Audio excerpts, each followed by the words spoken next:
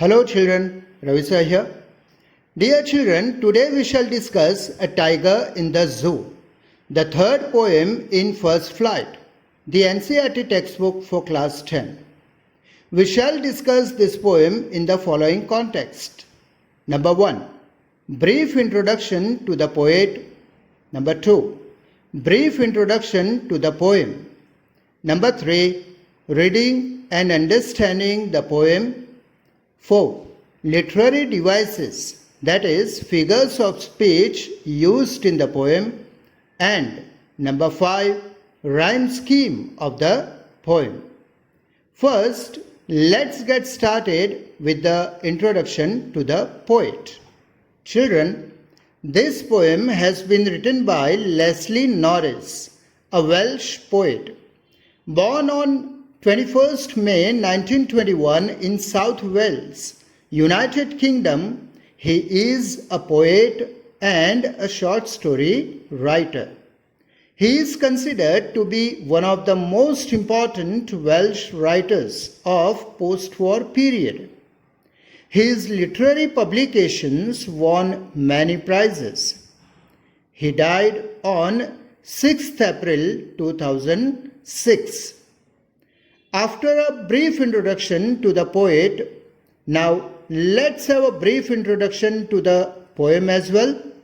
Dear children, the poem draws a sharp contrast between the life of a tiger in the zoo and the life of tiger in the forest, his natural habitat.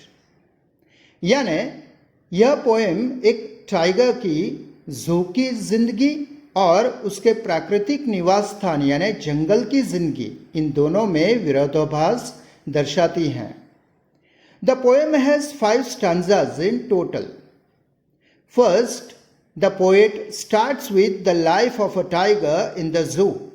Then he moves on to his life in the forest and then again comes back to his life in the zoo. How? Let's read and understand the poem line by line, word to word. Dear children, the first stanza of the poem opens with the tiger's life in the zoo. The poet says, he stalks in his vivid stripes the few steps of his cage, on pads of velvet quiet, in his quiet rage. Here, he refers to the tiger in the zoo. The phrases in his vivid stripes and on pads of velvet describe the physical features of the tiger. The phrase vivid stripes describes the clear and bright orange and black stripes on tiger's body, while the phrase pads of velvet describes the soft paws of the tiger. Besides, the phrase the few steps of his cage describes the limited movement of the tiger in the cage. In the phrase pads of velvet quiet, the word quiet describes the helpless condition of the tiger in the cage. Generally, tiger उसके पैरों से उछलता कूदता शिकार को उसके pause यानी पंजों से दबोचता है, लेकिन यहाँ उसके पंजे भी शांत हैं, मजबूर हैं. The phrase quiet rage describes the rage, that is the anger of the tiger which is quiet, यानी उसका गुस्सा भी शांत है, मजबूर है. Right.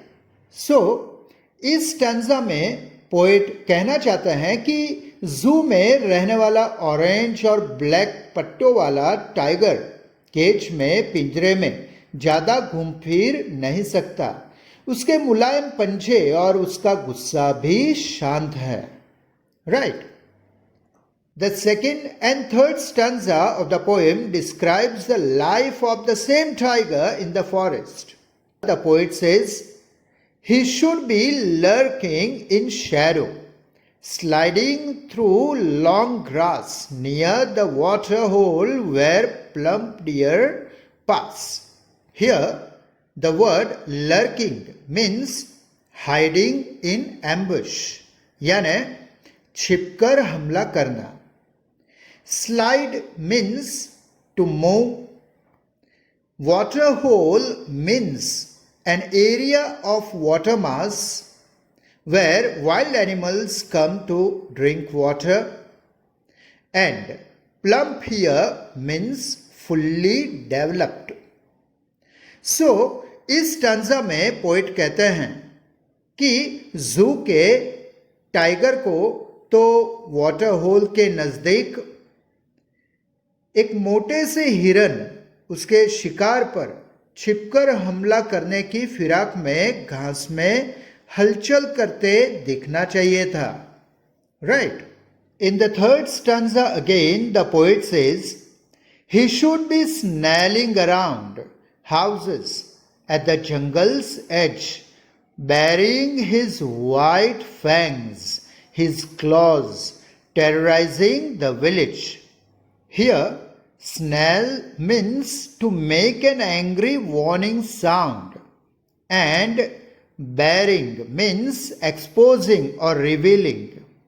Fangs means long pointed canine teeth. So, यहाँ पोइट कहना चाहता है कि he should be snarling around houses at the jungle's edge, यानी जू के इस टाइगर को तो जंगल के किनारे आए हुए हाउसेस के आसपास गुस्से से भरी डरावनी आवाज करनी चाहिए थी. Bearing his white fangs his clause, उसके बड़े सफेद दांत और पंजे दिखाने चाहिए थे. टेरराइजिंग द विलेज, और गांव को डराना चाहिए था. Right. The fourth stanza again takes us back to the life of tiger in the zoo. The poet says but he is locked in a concrete cell, his strength behind bars, stalking the length of his cage, ignoring visitors. यहाँ poet कहना चाहते हैं कि इतना powerful animal होने के बावजूद he is locked in a concrete cell. ये टाइगर जू में एक ईंट और सीमेंट से बनी एक कॉन्क्रीट सेल यानी पिंजरे में, जेल में लॉक्ड है, बंद हैं. His strength behind bars, उसकी स्ट्रेंथ, ताकत बार्स के पीछे, सलाखों के पीछे बंद हैं. Stalking the length of his cage, पिंजरे की लंबाई नाप रहा है. Ignoring visitors, उसे देखने आए विजिटर्स को इग्नोर कर रहा है, अवॉइड कर रहा है. Right. In the last stanza of the poem, the poet says, he hears the last voice at night, the patrolling cars, and stares with his brilliant eyes at the brilliant stars. Poem के इस concluding stanza में poet जू के इस tiger की helpless, sad और tragic life describe करते हुए कहते हैं कि he hears the last voice at night. उदासी भरे पूरे दिन के बाद रात को जू का टाइगर एक आखिरी आवाज सुनता है. वो लास्ट वॉइस कौन सी है? The patrolling cars. उस जू में रात को घूमने वाली पेट्रोलिंग कार की आवाज. And stairs with his brilliant eyes at the brilliant stars, और अपनी चमकती हुई आंखों से आसमान में चमकते हुए सितारों को देखता रहता है. बच्चों, आपको क्या लगता है वो आसमान में चमकते हुए सितारों को देखकर वो क्या सोचता होगा?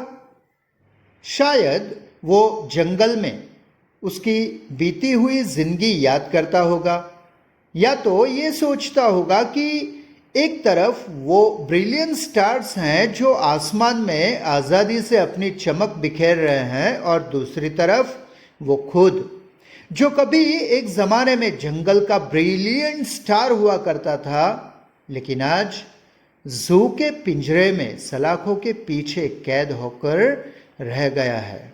Isn't it?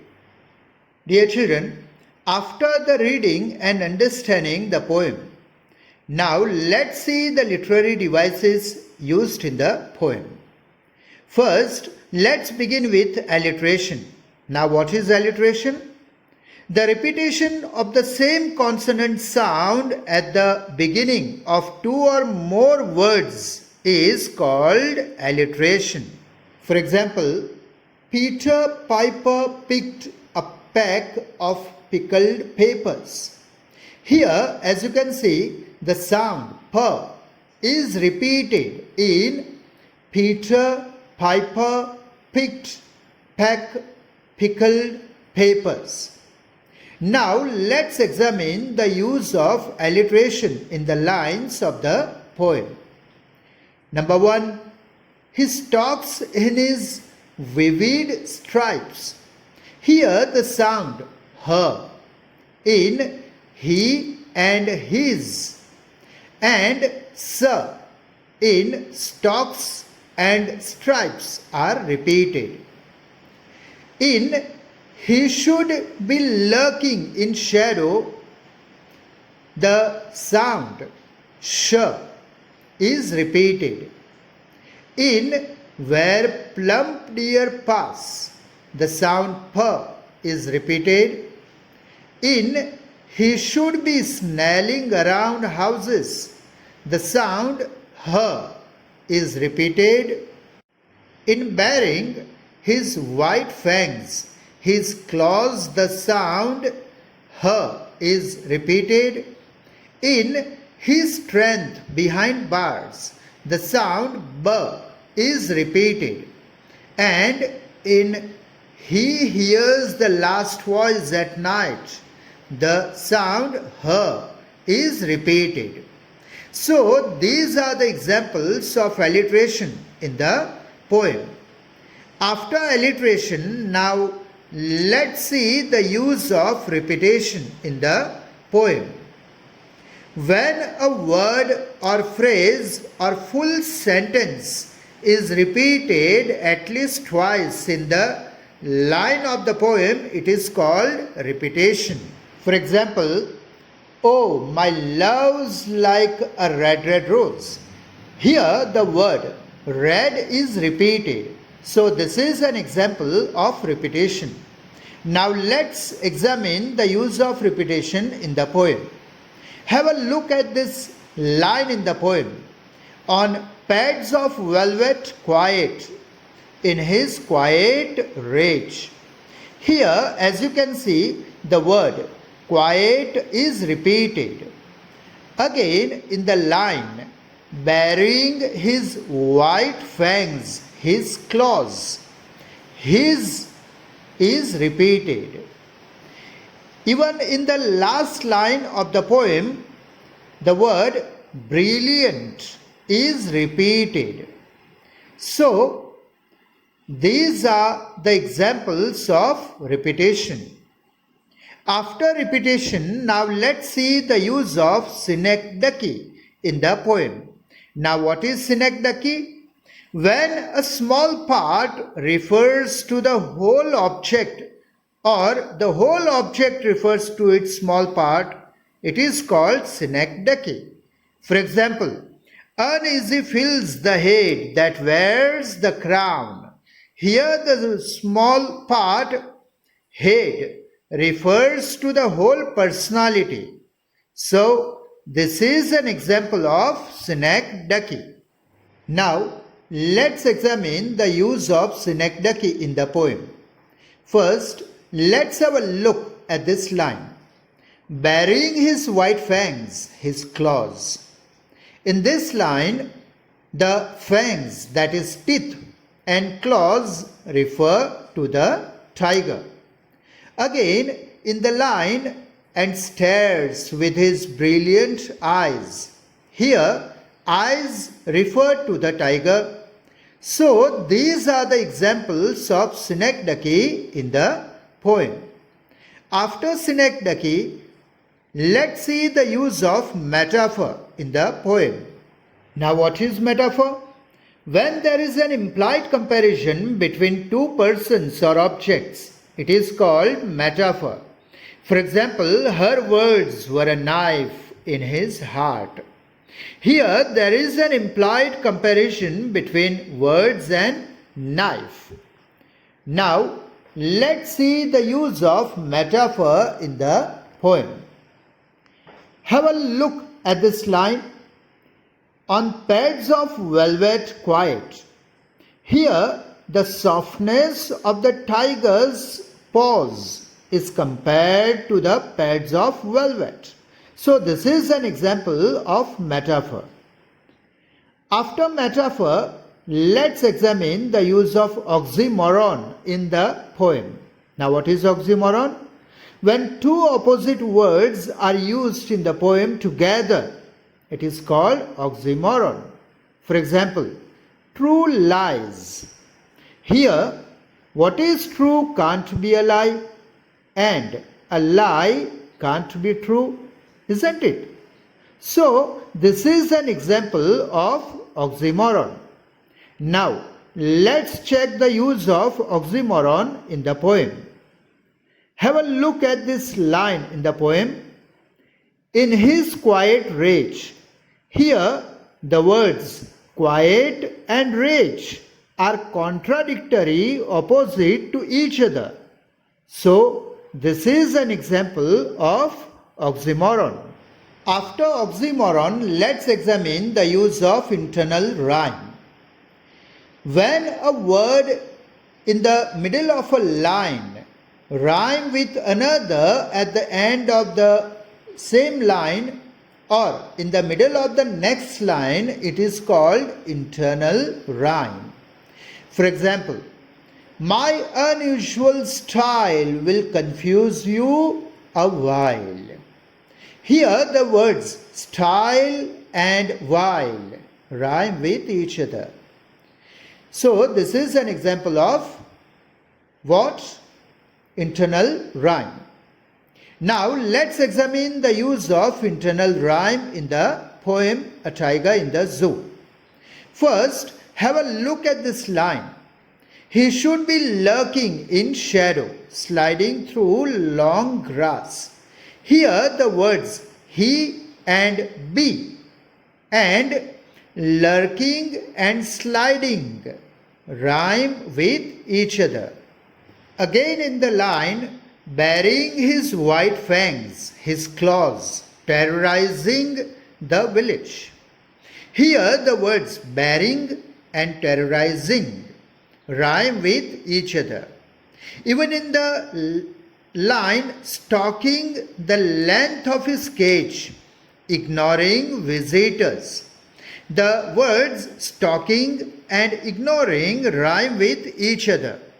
So, these are the examples of internal rhyme. Lastly, let's examine the use of exclamation in the poem. When an exclamation mark is used in the line, in some line of the poem for poetic effect, it is called exclamation.